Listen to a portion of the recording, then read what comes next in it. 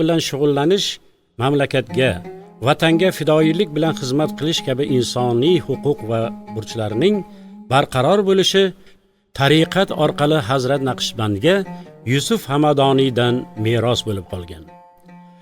Hazrat Abduxoliq G'ijduvoniy davom ettirgan mashhur va oddiy dast bakoru dilbayor hikmatining yorqin ifodasidir.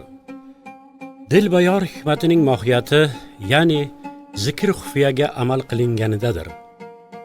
Tariqatdagi bu uslub har jihatdan, har qanday sharoitda o'ng'ay kelgan.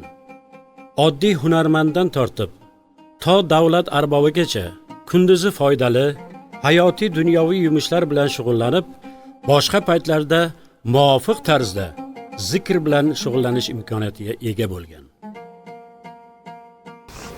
Inson komillikka yetishi uchun, kamolat yo'lini topishi uchun bir qaysidir insonning fikri, qaysi bir insonning o'giti, qaysi bir inson maslahati kerak bo'lar ekan. Men shu komillik yo'liga yetish uchun Hazrat Tesha bobo Qobil ibn Mustafoning mehnatlari juda katta bo'lgan. U kishidan bir umr roziman desam mubolag'a bo'lmaydi. Men baxtli ayolmanki, baxtli insonmanki, shunday inson bilan yuzma-yuz bo'lgandan, suhbatlarimdan bahramand bo'lganimdan.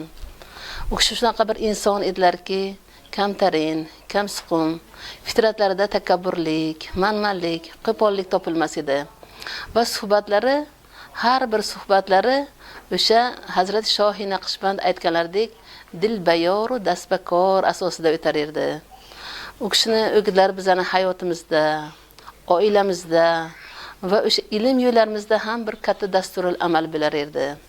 U kishi ibodatdan, o'sha amallardan xoli paytlarida bir xirgoyi qilar edilar.